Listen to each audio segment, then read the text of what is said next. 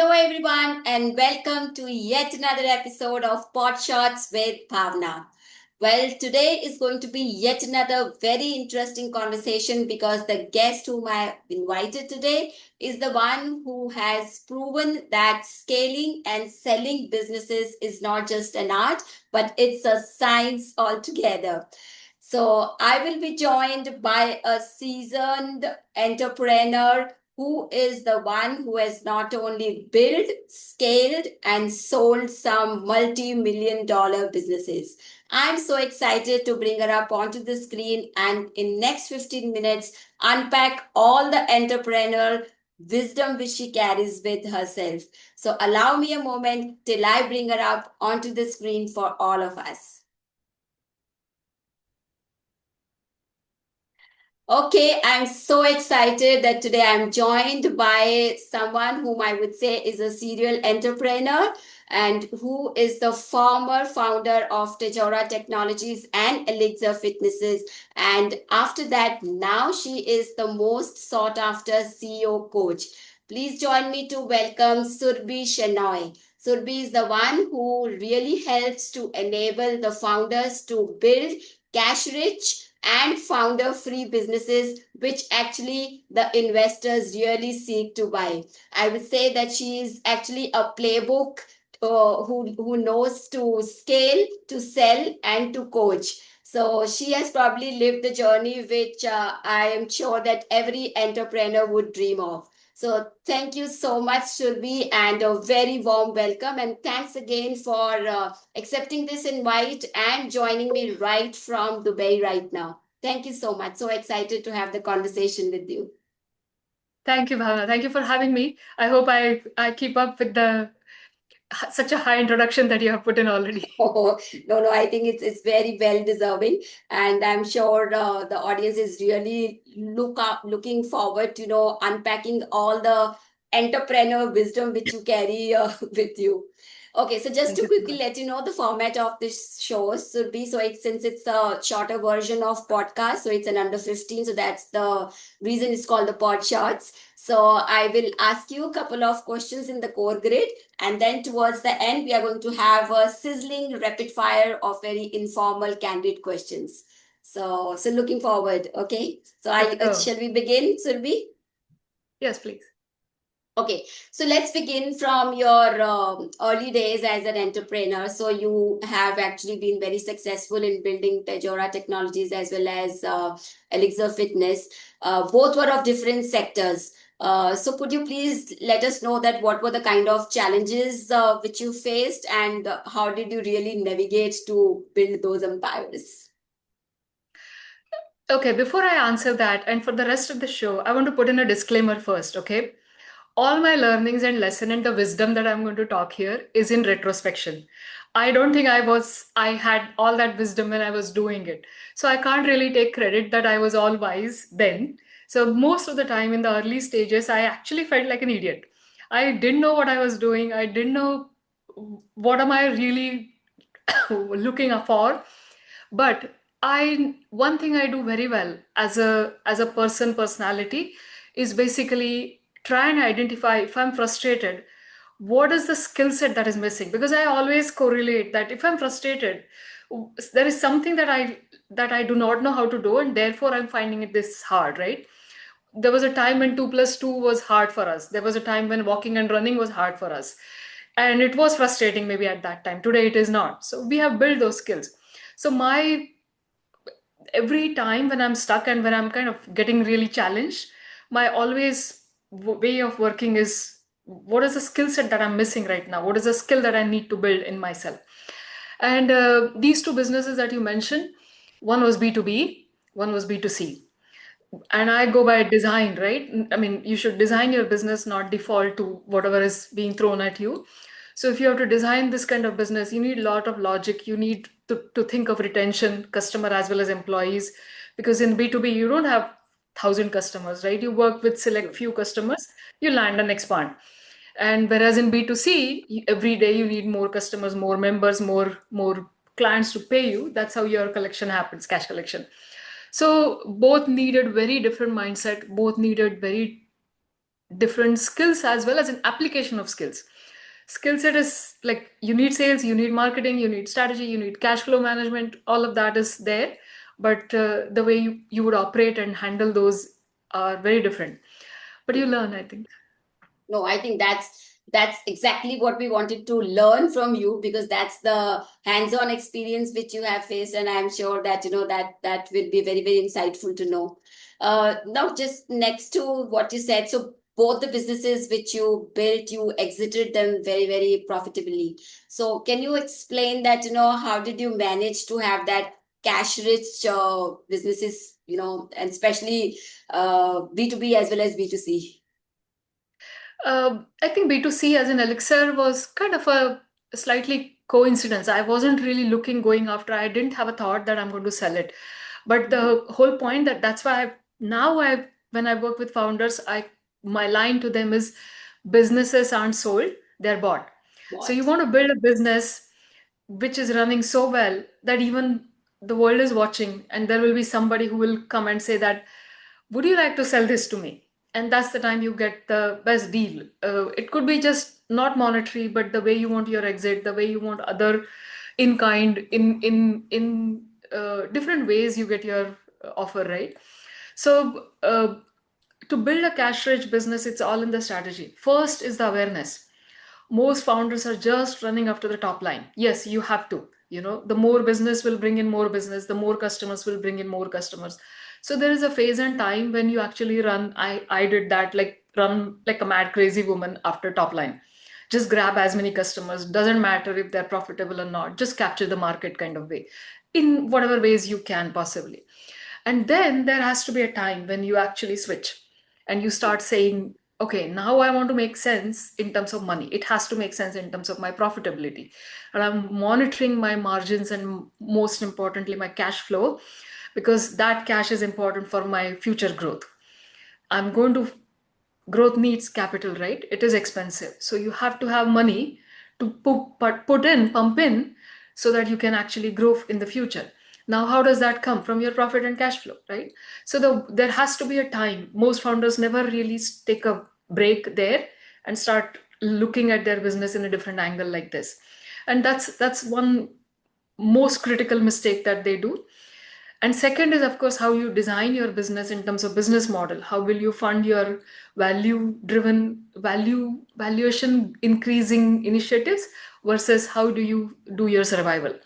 If you are doing this bootstrap, if you're doing this all self-funded, if you have an investor, great. I mean, you take the money, you invest in building something of a high value, and then you do the work. But if you're doing this all by your own money, then the business needs to generate that money, not just for monthly expenses, but also to invest towards value creation.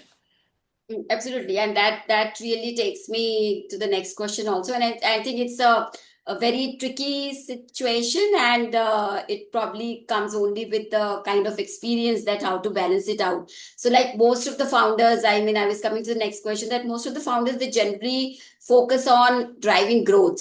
But in your biographies and whatever I have listened to you and heard you, is that you really enable the founders to be future exit ready as well. So how do you help them to strike that balance between thriving the business and be future exit ready as well? I actually don't go so much with exit readiness. What I'm after is build a viable business. What does that mean? Is increase the enterprise value of your business as a KPI.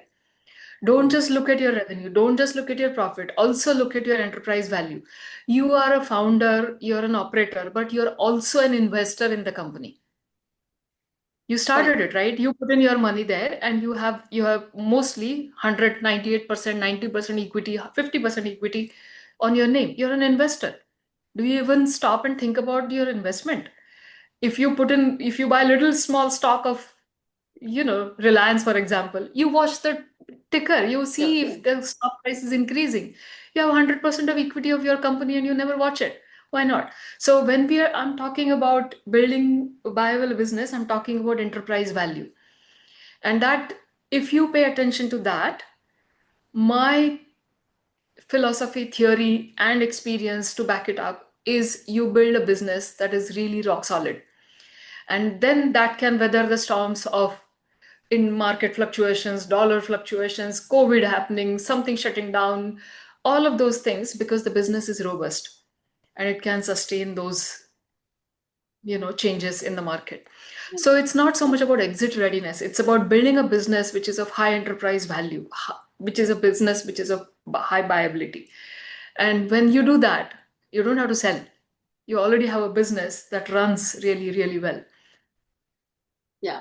So I think very valid point which you have made, and building up a robust business is definitely required. And now, since you quote so many, founders and entrepreneurs, so and you have been talking a lot about that you love to build the teams who do not have to depend upon you. So you talk about founder-free businesses. So what are those traits or those strategies or systems or the secret sauce to have those founder-free businesses? I think I'm writing a series, 10 Fundamentals, that every Mhm. founder should master. I will start that introduction from today on LinkedIn. Okay. And but then as I was writing it, and very poignant, I mean, I've talked about founder freedom a lot, but this one thing that I realized, the mistake that I have made in my early career is when I was hiring people, and it's so silly actually, right? When I was hiring people, I was kind of looking for assistants for me. Will this person work with me? If I'm hiring a sales head, for example, at that time, based on our budget, I'm hiring somebody. Can we work together? Will he able to help me increase my sale, rather than hiring as an expert? Mm. So I was looking for an assistant rather than expert, which was a big, now to think about it, how silly that was, right? And then I talk a lot about T-shaped skills. It's so important. It's not a retrospection or post facto kind of a bit, but you have to really know how to build your core team, because only then you can delegate very effectively. And building that core team, what kind of skills are required, how to really look for that. That's the hiring is your most important skill as a founder. So you have to really understand and learn how to really select your people and team.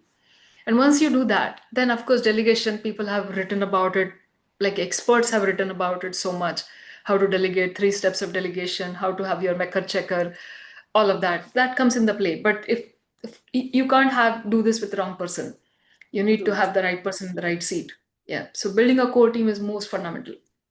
Yeah, so as you rightly said, I think that they are the makers and the breakers. So I think the founder really has to take up that step to really identify, and delegation, of course, comes later. But then having that kind of trust and confidence on the skill set of the team is very important. So very well said. So now, since you coach so many CEOs, so in your experience, have you identified any one or some of the common mistakes which as a founder they make in scaling and exiting their business, and how do you help them navigate that or course correct that?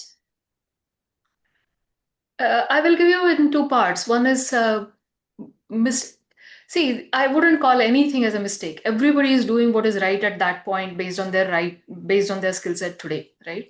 So there is nothing right and wrong. And the fact that they are doing it is in itself is a success, according to me. Famous quote, right? You can't really do something and fail. You will fail only if you're not doing anything. Not That doing will be failure. So true. I wouldn't call anything as a mistake per se, but not either they take it too seriously or they do not take themselves very seriously. Everything becomes a Mm. business and they forget themselves in that. And then therefore the burnout, therefore the exhaustion, therefore the lack of creativity. Problem solving is creativity, right? You need to be creative to look at a problem, identify the root cause of it, and fix it. It needs creativity. So, yeah, I mean, ignoring yourself is the worst thing that one can do. I think that's very crucial. So I mean, taking it on self first, so that really matters a lot. So Surabhi, I think since the format of the show is short, so although I would love to continue this conversation, so maybe in future we'll have a part two of this show. But this brings us to the closure of the core grid. And now we'll have 1 minute of rapid fire. So as I mentioned in the earlier, it's just a very informal chit chat with you to know Surabhi a little more in person. So are you ready? Yeah, So sure. I'll start the timer. Okay. So Surabhi, if at your founder journey, if you had to put it as a single emoji, what would that look like? Fun. As in, yeah. Okay. Mostly it is laughing, me laughing. Yeah. Okay, okay, that's nice. Okay, let's go into a little bit of time machine. So, if you are given back a chance to go back in time, so which day would you want to revisit? Would it be the one where you signed your first client, or would it be the one when you signed your first exit deal? I would say, I wouldn't say one day, but I would say that 1 month where I Okay. actually received 5 offers. Wow. That felt such a great validation of what we have built so far. Okay, that's great. Okay, so what's your exit celebration splurge? I mean, first thing you bought after your first big profitable exit. Sleep. Sleep. Okay, that was There was absolutely, I mean, it was such a relief in terms of decisions, in terms of intensity of it, the sense of me doing it right. As in, I felt like I did a right thing and to the right person, with the right person. So, yeah, I was relaxed. okay, very well earned as well. Okay, so if you were neither an entrepreneur nor a coach, what would have been the alternate career which you probably would have chosen? I think I'm by nature, I'm a builder. So, Oh, building something, mm, it could be anything. It could be product. It could be, I could have been an architect. I really love working with big machinery and things like that. I don't know, but it would be you come something we from build. the engineering background, so I think that your roots are from Yeah. there. Building Okay, something for sure. that's nice. Okay, so what's that hidden talent which world doesn't know about Surabhi? Hidden talent. I'm a very systems person. I have to Mhm. think in a very structured way. If I have to make a decision, I have to have a structured process to it. And so was same in the building companies. So I think systems thinking. Okay, great. So the last one, how do you recharge yourself? I meditate every day. Mhm. I have been journaling every day for last 13 years. I Wow, have my own time machine. I can put in today's date and it will show me all the past years, what I was doing, where was that's I in my interesting. career life, what were the lessons. So, and that's a big repository that I have built. I can pinpoint if I made that decision, what was the rationale behind that, however silly or however good that is, how I convince myself to do this, right? I have that. So I think self-reflection and then really resting. I realize much later in life, and today I want to say that to all early stage and founders who are starting now. And that's why to take care of yourself, right? Rest is not an Selfish. after, yeah, it's not a reward. uh, Mm. I work for 15 hours now. I can rest. No, you rest irrespective because the world needs you, company needs you. Great. That was a great piece of advice as well. So this brings us to end of this show. We are well on time, Surbi, and it was a very, very interesting and insightful conversation. I'm sure all the budding entrepreneurs and the existing entrepreneurs will have a lot to take away from this conversation. And wishing you great success in your existing career as well as whatever you want to build in future as well. So thanks once again Thank you. for joining this show and good day ahead. Thank you so much, Bhavna. It was really nice and fun conversation. Rapid fire was interesting and I enjoyed it. Thank you so much and all the best. All the best to all the viewers as well, to whatever they are building and uh, trying to achieve. Yeah, great. Sure. Thanks a lot, Silvi. Thank you so much. Okay, guys, so it was such an incredibly insightful journey, which, Surbi really took us through from scaling to selling to mentoring. I think her hands on experience is something which I'm sure all the budding entrepreneurs as well as the existing entrepreneurs must have taken a lot from this conversation. She can be actually reached out. She runs her advisory. She can be reached out there to book a call with her. You can even subscribe to her CEO Mastery newsletter, as well as she can be reached and connected via LinkedIn. So this was a wrap for today's session. Thank you so much for tuning in for today's Podshot with Bhawna show. Till we meet next time, take very good care of yourself and your loved ones. And let's meet next time, same place, same channel, and with another interesting topic with an interesting industry leader. Till then, signing off. Bye bye.